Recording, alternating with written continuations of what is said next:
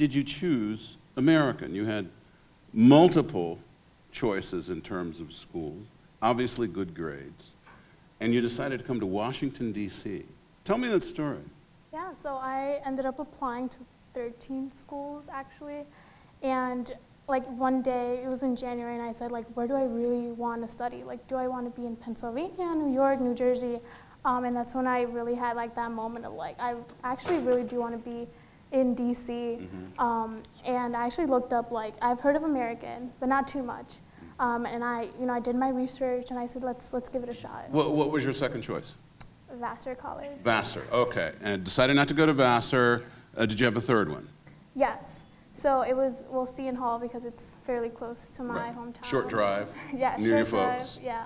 But I know from going to law school, Americans, a private school, can be very expensive. Yes. And did that sort of factor in? Yes. So actually, the night before I found out I won the scholarship, I received a phone call, and the person on the line was like, you know, you chose American, but why not Vassar? And, you know, they gave me like so many reasons why to choose Vassar.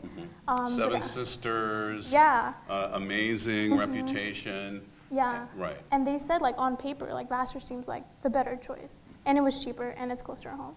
But I knew that my heart was like, no, I have to go to American. Vassar's not an all-girls school anymore. No, it's not.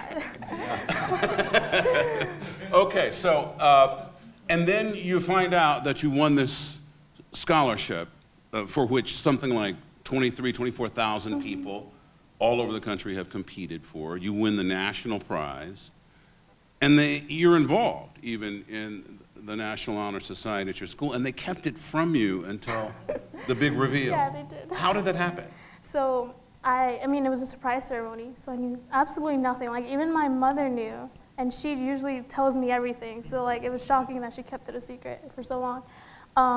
So it was a surprise ceremony. I was told that, you know, NHS is having a meeting, and I said, okay, well, I'm vice president. I should probably dress a little bit nicer, you know, like, be prepared for anything. And like I said, like, the night before was pretty rough, because I was deciding between American and Vassar. So it was not a nice night. And then the next morning, obviously, it wasn't a nice morning either.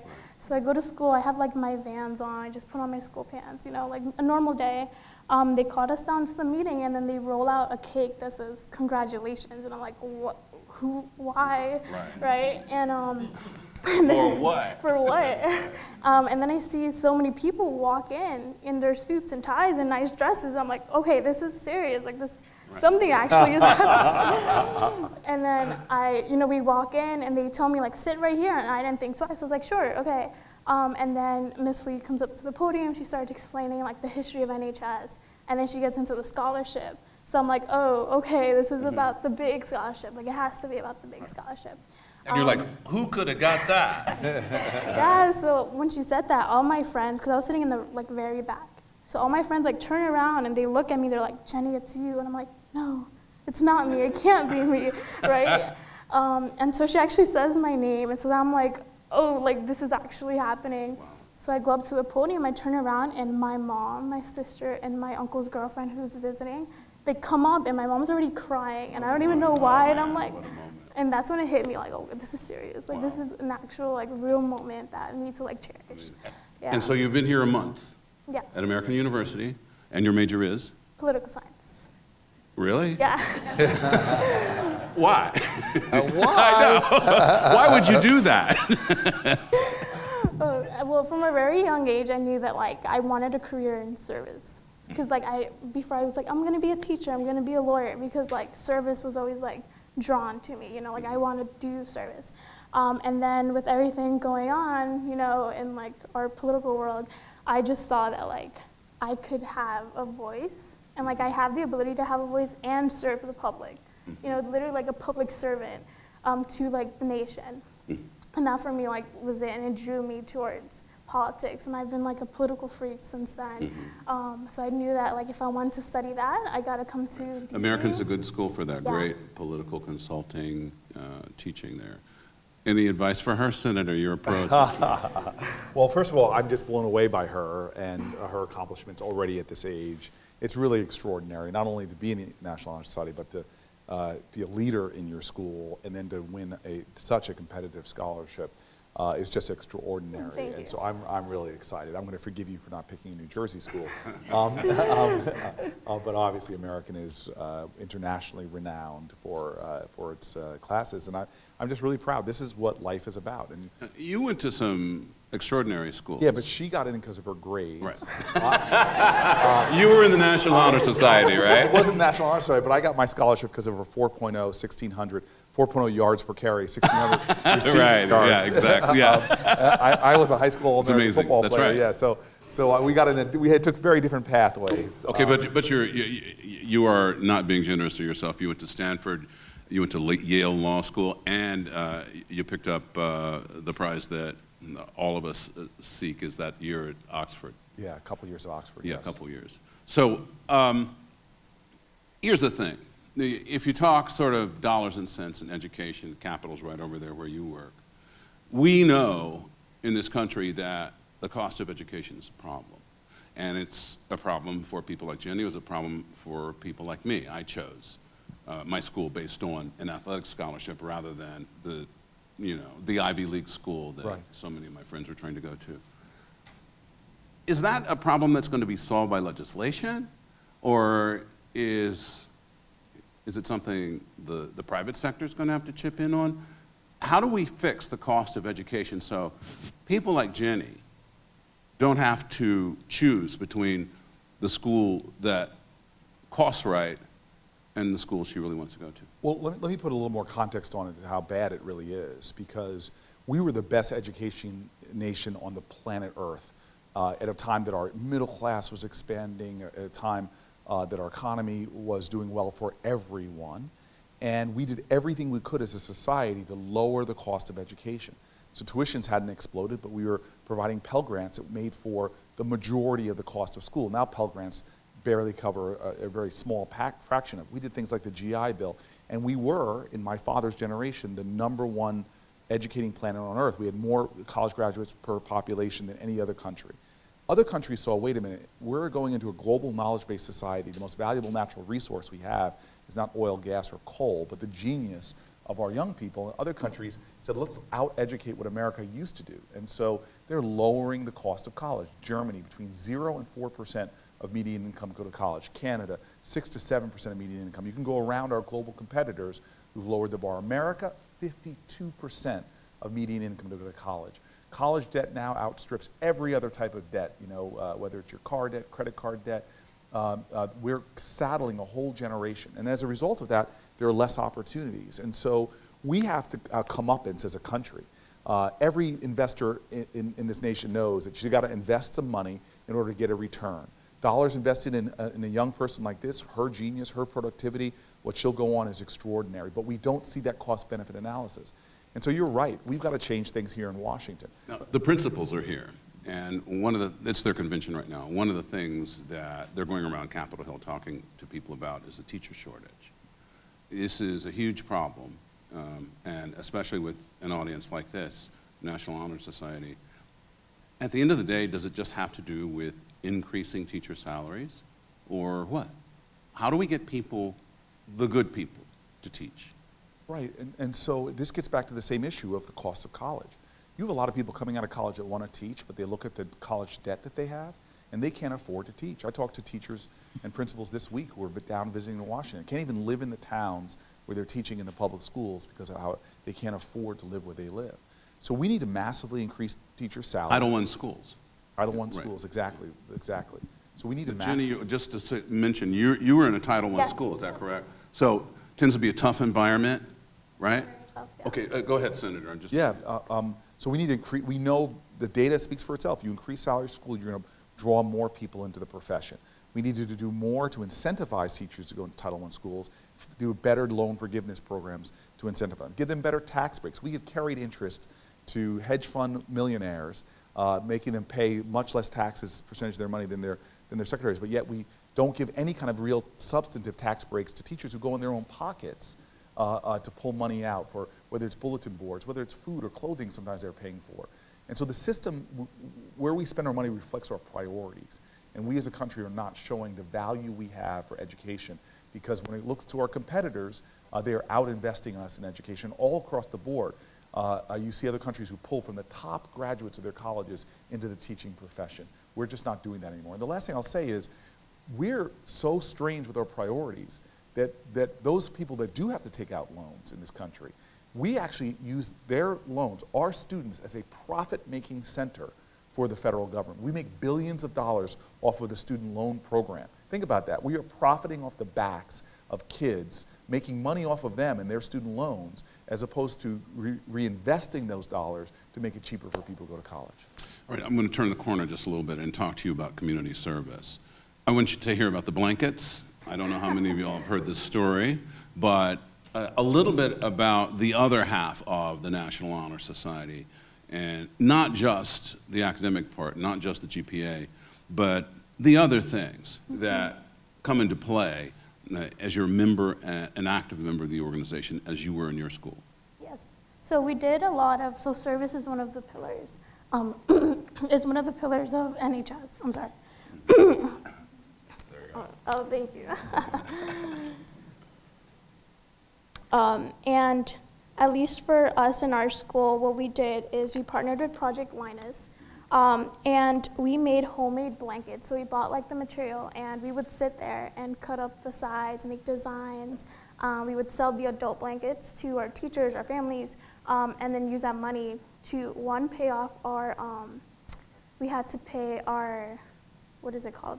Cost of materials for the blanket? No, so like to become to apply for the NHS scholarship, you need to pay like a membership fee. Yeah. So we used part of that as to pay for a membership because we had no funds. And the other part was to buy material for the children blankets and then make those and then give those to kids in the hospital. Oh wow. So that was yeah. And by the way, Jenny just came back from Ecuador, which is where your family's from, and this was another community service project, but it involved your church.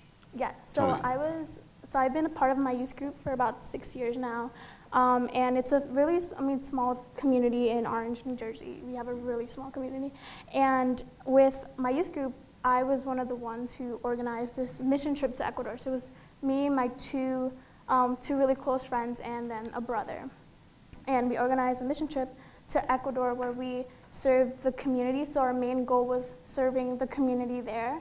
They have. And it was a small town called Biblian in Ecuador, and right next to Azogues, which is where my family's from. So I also got to see my family. And so like nights we would just meet up at someone's, like a family's house, and they would invite the whole neighborhood, and we would just play games with them and like really connect with the whole community there, or have mass. And the whole community would come, and then like we had a visiting priest with us who helped a lot of the families. A new face helped them. Yeah. So, okay, Senator, I can't let you get out of here without talking some politics. Okay. Well, I've got my attaché here. Yeah, I have a feeling you guys will probably see each other again at somewhere down the road, because going to a school that does stuff like political communications and consultancy, that might come in handy with you one of these days, I would suspect. Anyway, so. Interesting week, huh? That's an understatement. Yeah. Okay, so just to sort of set the stage, we've had the ongoing Supreme Court issues with the judge, and we've also had Bill Cosby being sent to prison, and there's kind of a theme that runs through this, and it's about the changing face of male-female relationships, of what is right and what is wrong, especially when you're young, and how that will follow you. I have a 15-year-old son who just went to high school this month. We started last week talking about the judge and the Supreme Court nomination, and yesterday we talked about Bill Cosby. What do we say to our kids about this debate that's going on in the country right now? How do we explain to them something more than, boys, keep your hand to yourself? So let's separate this for a second. Before this first allegation, there was a debate about very substantive issues around the Supreme Court. Lots of my questioning were about voting rights when I was on the Judiciary Committee, substantive issues of policy, a woman's right to make her own medical decisions, access to health care. That was a debate. But this is not a time where I don't see anything changing. You know, I grew up in the 70s and 80s. I'm sorry, it was wrong then. You wrote an article. You wrote an article in the when, Stanford newspaper. Because when I was about your age, I was serving on a crisis hotline in my college, and I think I started my freshman, sophomore year, so I was ending my teenage years, and was stunned on a college campus. The numbers of women, calls we would get on weekends, weekend after weekend after weekend. And there was no blur about what was right or wrong. These were women that were being assaulted, being raped, being attacked. This is not a change in the moral compass of this country. It was wrong in the 60s, 70s, 80s, 90s. This is not boys will be boys or locker room talk. We live in a country with rampant sexual assault and sexual violence. And the majority of women, between 70, 80% estimates are, don't come forward. And many of those women, and men by the way, there's been a lot of men that's reached out to my office telling their stories of sexual assault and sexual abuse when they were young. And yet, to this week, what we've seen is a nation watching, with millions of survivors watching, what happens when women come forward. Now, Dr. Ford has had death threats, had to move her family out of her home, is in fear for her life. One of her requests she made to our committee was when she gets here to please allow her to have security. This is a moral moment for our country and how we will deal with survivors who are coming forward to tell their story. And the fact that the Senate has not evolved in its processes on how to deal with credible allegations of assault is unfortunate. Because here we are looking back at the Anita Hill hearings. I talked to Anita Hill this week. And that was 3 days of hearings, multiple panels, and still people, the general consensus, right and left, was that it wasn't handled well. Well, here we have three credible... 27 years ago. 27 years later, we have three credible accusers. We have a president that refuses to dispatch the FBI to do a thorough background check. That kind of due diligence should be basic. We have... So should this hearing be tomorrow? No, it should not. We should... Every senator... You're opposed to him. You're opposed to this nomination. but I was opposed to him before these allegations. There's a bigger issue at case here right now, even beyond just a Supreme Court nominee. Is how will the United States of America's highest, most deliberative body deal with credible accusations of sexual assault? Will we rush a survivor into the United States Senate for a hearing that is not a full consideration of facts, of witnesses, no investigation done? Will we literally listen to women, or are we going to rush this through to try to get it to the Senate floor as quickly as possible to push somebody to the highest court in the land for a lifetime appointment? What I did want to get to you, just because I've read in some newspapers that, I mean, this has followed you around because you wrote an article in 1984, or about 1984, of an incident when you were something like 15 years old with a girl.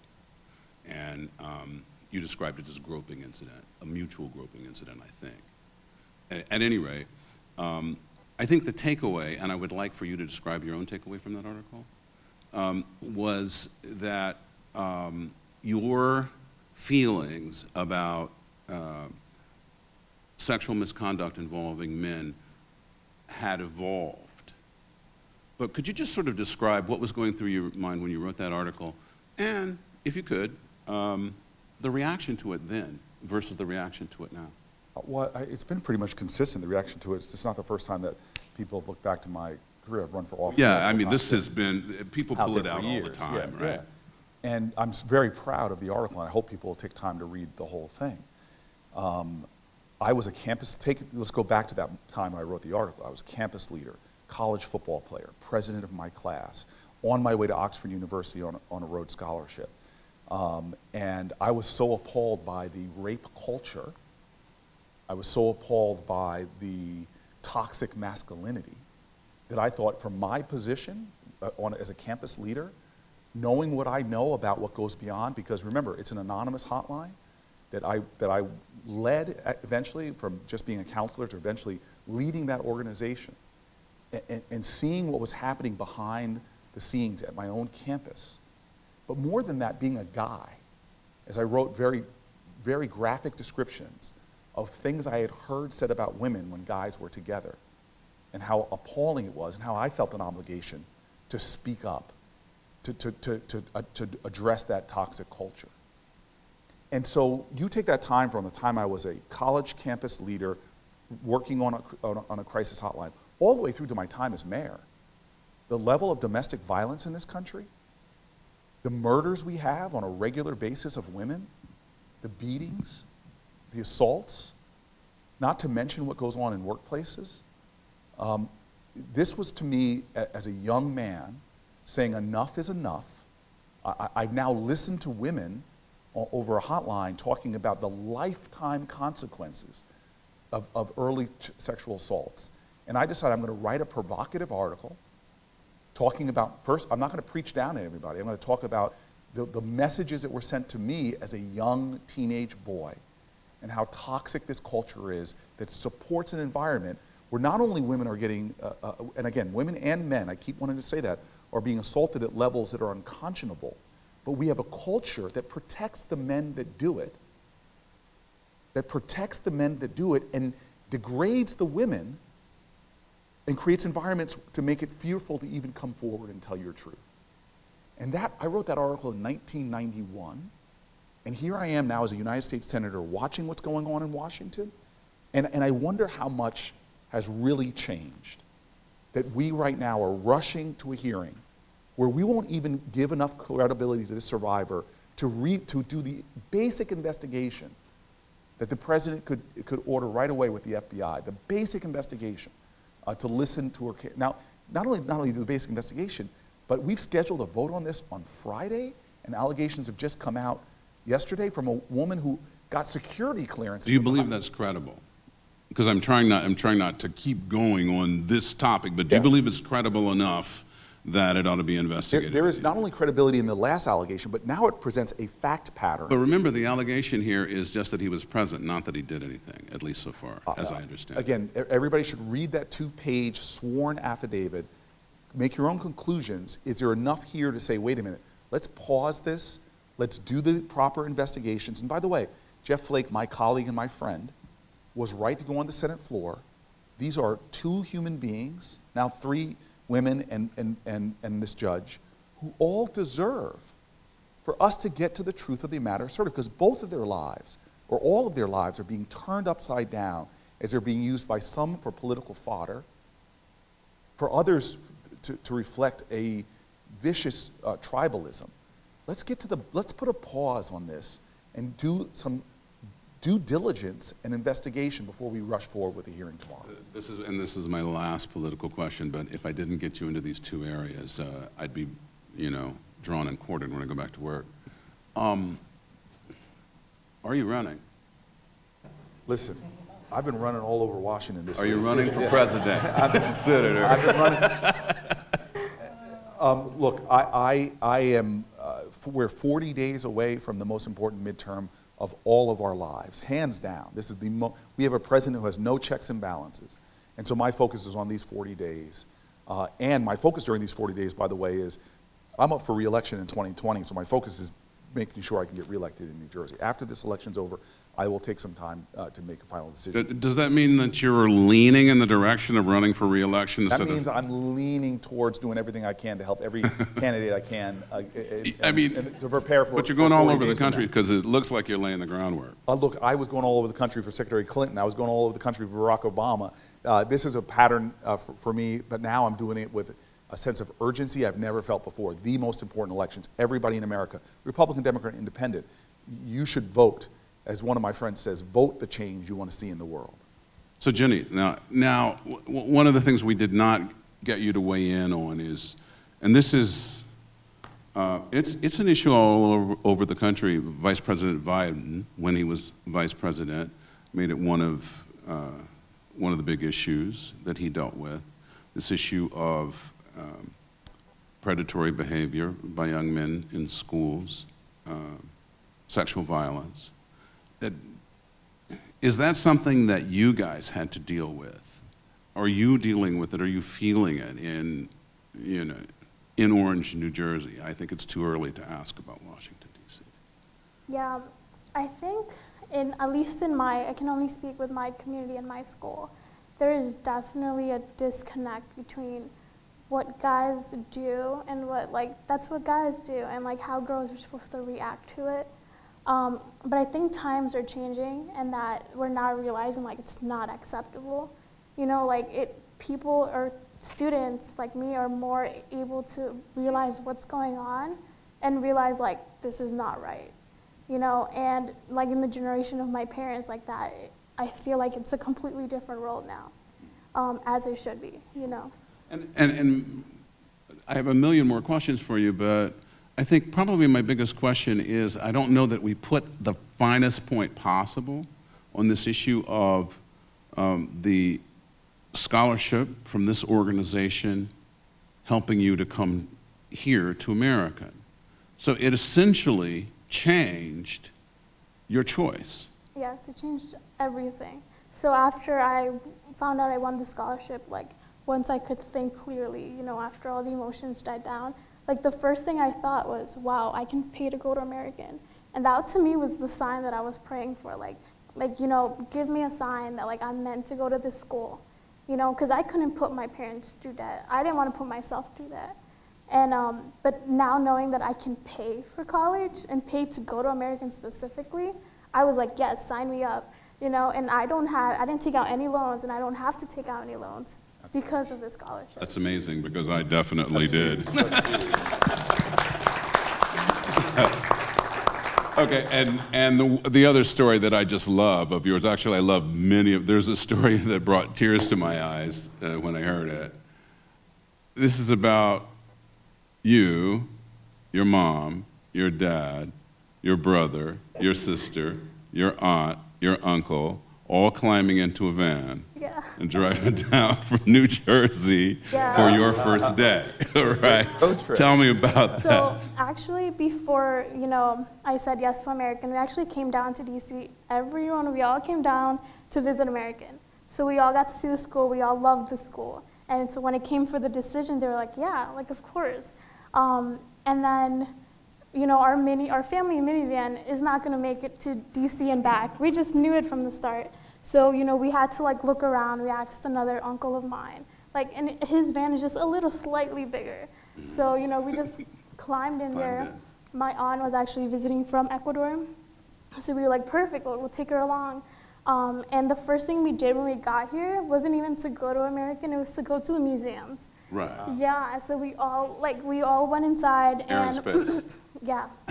And it was funny because my dad, like I underestimate them sometimes, you know, I'm trying to take them to the cool ones, like the dinosaurs, you know, the animals. We go through like the mineral section and I'm like, you know, we can just skip through it. You know, we'll come back another day. And he's like, no, wait. And we spent the most time there. And he's explaining to my aunt like this and that, and things that I didn't even know. And I'm like, they took this as like an educational opportunity for them. You know, like this city is not only just mine, it's theirs too. And it wasn't just like selfies with the Washington Monument. It was like really understanding the history of DC. But the mineral section. Yeah, and the mineral section. That's fascinating. It sounds like you have a rock solid dad. Yeah. Right. Okay. All right. I am. I'm sorry. I apologize to everyone. I'm getting the CNN wrap. If I could ask you both just sort of an exit question here, and it's the question everybody's going to want to know if they look at video of this. What's your advice to kids out there who would like to get this scholarship, who would like to go all the way? So definitely has to be that hard work pays off. Because like I've been working towards this moment like literally my entire life. And I had my parents as like my backbone, and like my mother has always told me like, you have to do good so you can get a beca and you can go to school, and beca means scholarship in Spanish. And so knowing that, I grew up knowing that like I have to go to college, but I can't pay for it, so I need to work even harder than most kids.